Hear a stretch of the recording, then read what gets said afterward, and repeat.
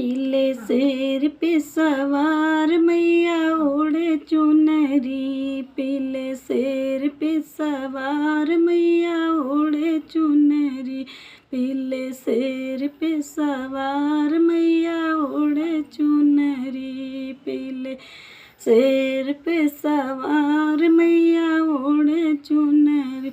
जाके देखो अंबाजी में बड़े जोर का मेला, जाके देखो अंबाजी में बड़े जोर का मेला, मंदिर अंदर घुस कर देखो चढ़े नारियल गोला, मंदिर अंदर घुस कर देखो चढ़े नारियल गोला।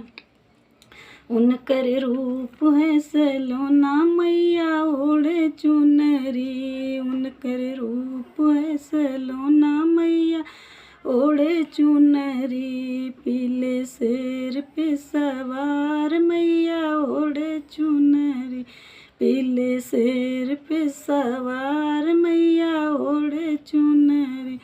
जाके देखो वैष्णो जी में बड़े जोर का मेला, जाके देखो वैष्णो जी में बड़े जोर का मेला, मंदिर अंदर घुस कर देखो चढ़े नारियल गोला, मंदिर अंदर घुस कर देखो चढ़े नारियल गोला। उनका रूप है निराला मैया ओढ़े चुनरी, उनका रूप है निराला मैया ओढ़े चुनरी, पीले शेर पे सवार मैया ओढ़े चुनरी, पीले शेर पे सवार मैया ओढ़े चुनरी।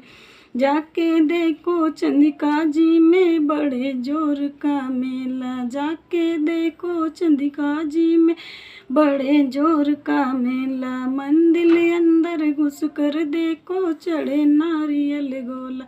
उनका रूप है सलोना मैया ओढ़े चुनरी, उनका रूप है सलोना मैया ओढ़े चुनरी, पीले शेर पे सवार मैया ओढ़े चुनरी।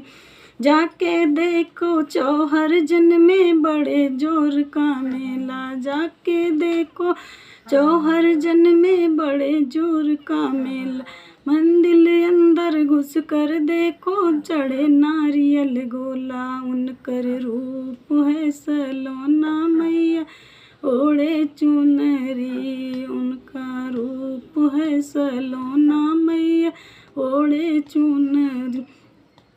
जाके देखो विंध्याचल में बड़े जोर का मेला, जाके देखो विंध्याचल में बड़े जोर का मेला, मंदिर अंदर घुस कर देखो चढ़े नारियल गोला। उनकर रूप है निराला मैया ओढ़े चुनरी, उनकर रूप है निराला मैया ओढ़े चुनरी, पीले शेर पे सवार मैया ओढ़े चुनरी, पीले शेर पे सवार मैया ओढ़े चुनरी।